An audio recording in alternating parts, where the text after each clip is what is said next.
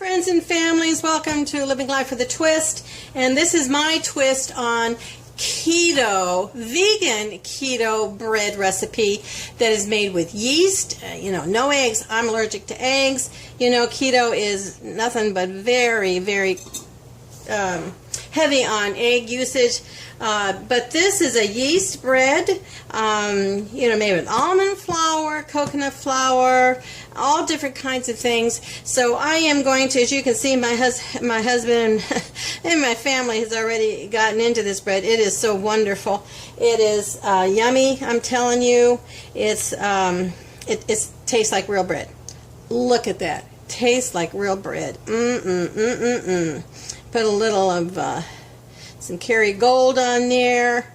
You can put just any kind of cheese on it. Make a grilled cheese sandwich. Yeah, it's thin and narrow. Yeah, but you know what? You're not supposed to eat that much of these. They are carb. It is bread.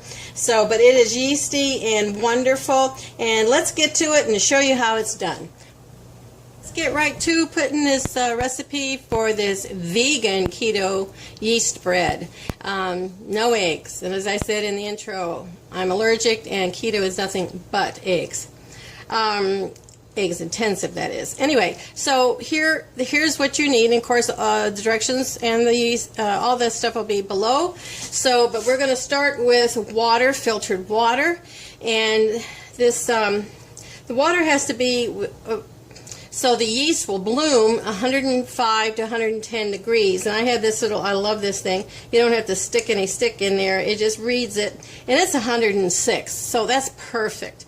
And so we're going to add, I use this fiber, and I'll put it in the link where I buy this. It's by Sukrin Grohl. And I use this, I buy 6 bottles at a time. I use it so much because it's a really substitute. It's a stevia erythritol, and as you can see, it's just wonderful. I use it instead of a corn syrup in recipes that call for corn syrup. They also have, isn't that beautiful? You can put other things in there, sweeteners, honey if you want, but the keto kind of doesn't look good on that. They don't. But sometimes they said, I think Dr. Eric Berg, and I'll link it to his site, says that he puts maple syrup in here and that the yeast eats up all that sugar because that's what it needs to grow and to feed on. So I'm going to stir that in there, and then I'm going to put 1 packet of yeast, which is equal to 2 teaspoons if you have the jar. And this is, active dry yeast. Make sure it's active because this, it won't work. So I'm going to sprinkle this in right here and let it do its thing. It takes about 10 minutes for it to totally bubble and just bubblicious. Anyway, it acts up. And then we'll continue. But while that is doing that, and that's bubbling, as I said, I'll put all the links down of where you can buy the ingredients if you can't buy them in your local store, including this cute little thing here. I love it. Anyway, I use it a lot because it's small. All right, so the next thing we're going to do is, while that is blooming, I'm going to put together the dry ingredients. Now, I've gone ahead, just to save time here, I've put in, as you can see, I've got to make sure you can see here. Let me get this out of the way. I have already put in 1.5 cups of almond flour. This is 1.5 cups of arrowroot, and I get a lot of my Anthony's seems to have very superior products, and I'll put links to this, but I get it because I use arrowroot a lot. You wouldn't think you would do that, but I do. Anyway, 1.5 cups of the arrowroot. That's what's in there. And then we have coconut flour. Now I ran out because I've been making this bread so much. I ran out, and so I've yet to put my order in for Anthony's coconut flour. But I bought this at Walmart. It's a little grainier, not as fine as Anthony's, but you know, I'll be ordering that. I didn't realize I was out. So that's 3. That's your main flours right there. So that's 1½ cups of almond, 1½ cups of arrowroot, and 1/3 cup of coconut flour. Now, this recipe has some strange ingredients, but hang in there with me. It's awesome.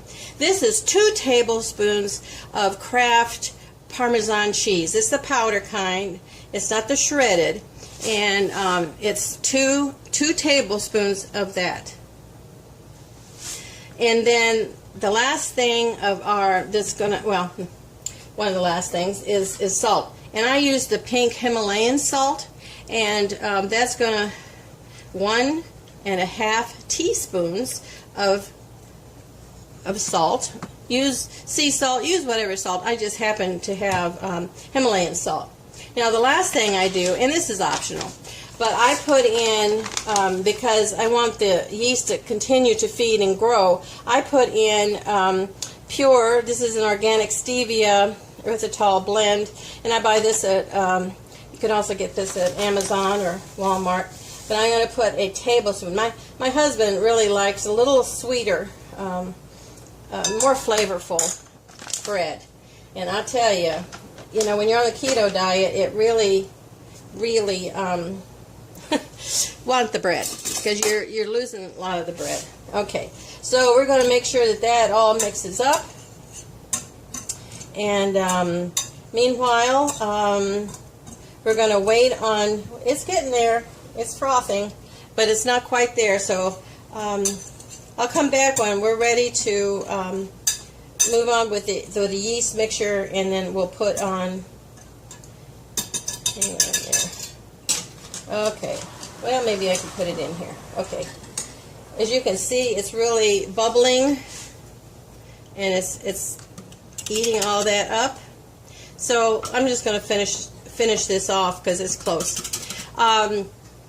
So to this yeast and sweetener, whatever sweetener that you use, water mixture, we're going to add 2 tablespoons of ground chia seeds.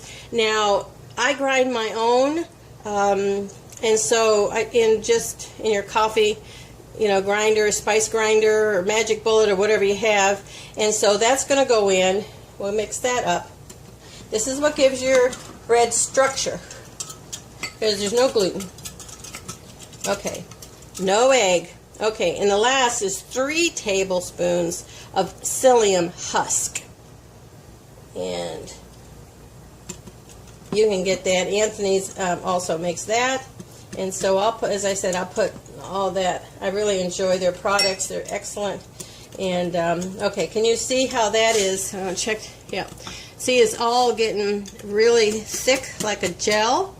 And that's what you want. Now, the psyllium husk, you know, there is no carbs in it. It goes through. It's undigestible, but undigestible fiber. But it actually gives your bread structure. So there that is. And next thing we do is we put. We're going to put the can't even talk today. The yeast mixture into the flour. Now, you can do this by hand. Personally, I cannot, because I have carpal tunnel, and I don't have that kind of strength in my hand, and it is thick. It's really thick. So I put this in my KitchenAid stand mixer with a paddle, and I just let it go and let it go. So that'll be our next step, and so I'll come back. If you watched my gluten-free sourdough video, which it's much like the same. The process is. The dough is, maybe this is a little bit stickier, but not much. So here's what it looks like. And I use the paddle. I guess you could use the dough hook, but I find this it incorporates the, so make sure you're in camera here. So I just kind of pull it out here. It's kneaded it, you know, it's really combined. As I said, I can't do it with my hands the way they are, and so I just I'm going to scrape this mixture out, and it is doughy and it's very sticky, and that's what you want. Now what I put here on the surface, my counter here, is just a little bit of the coconut flour, because that's going to help me get this dough together. And I'm going to do the same thing as I did, same process. This is going to go into a bowl that's parchment lined.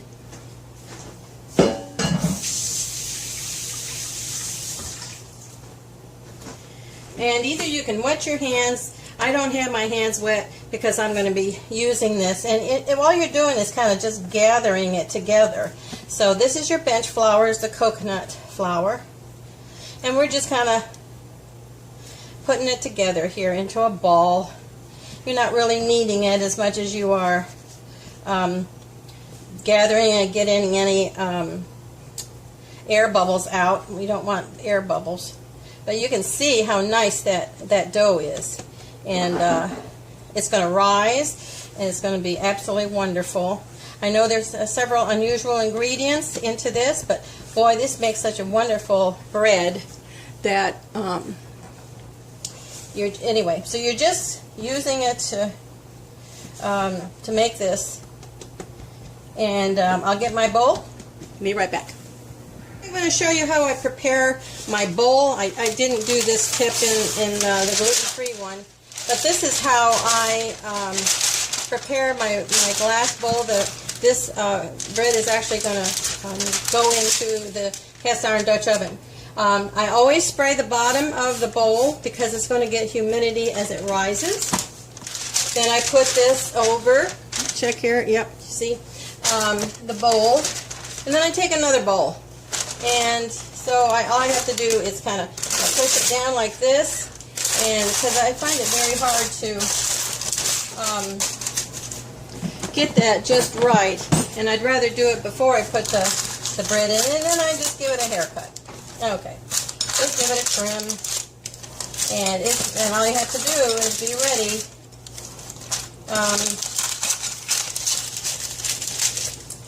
There you go. And then after you've got your dough here, I use my bench scraper, and I just I stick it right in there, and it's ready to go. And then I make my scores. So when it rises, it really, it looks cool. It just looks cool. But it does help in the rising of the dough. And so I'm going to put my cover up that I got at Dollar Tree.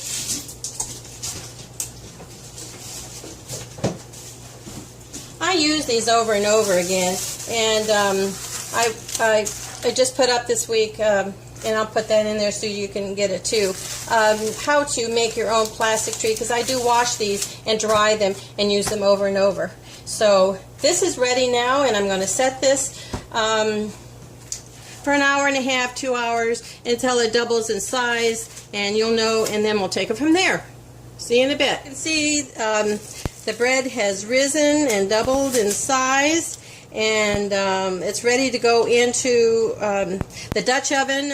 I'm going to put in a link to my other that I do just the gluten-free, but this is keto. This is a keto bread recipe, and I'm so excited to have found this. And you know me, I never leave anything the same. So I changed some of the ingredients, and I think I'm going to like it a lot better. It gives it more flavor. I tried it once, and then not so much. So anyway, this is it. It's going in the Dutch oven. Remember, I stick this right in the oven, and it's out there on the grill, and it's going to be really crispy, crunchy, artisan keto bread. Be back in a bit. Here we are out at the grill. Let's check the temperature to see what is going on inside. And it's about there, and 350, and it will keep rising. So I am going to be putting the bowl of our yeasty vegan keto bread in our Dutch oven. I do all my baking in the Dutch oven out here on the grill. So I'm going to put the top on, shut it up, and cook and bake this for 50 minutes. Pull the bread out of the Dutch oven, you know, that I bake out on the grill. And look at that. Isn't that gorgeous? Now this is keto bread, keto-ish bread. And I'm telling you, it's just gorgeous. And we're going to take it out and see exactly. Look at that crust. Look at that. I'm telling you, the process of getting this cooked in the Dutch oven is just a wonderful process. Let me grab a hang on here. Yeah.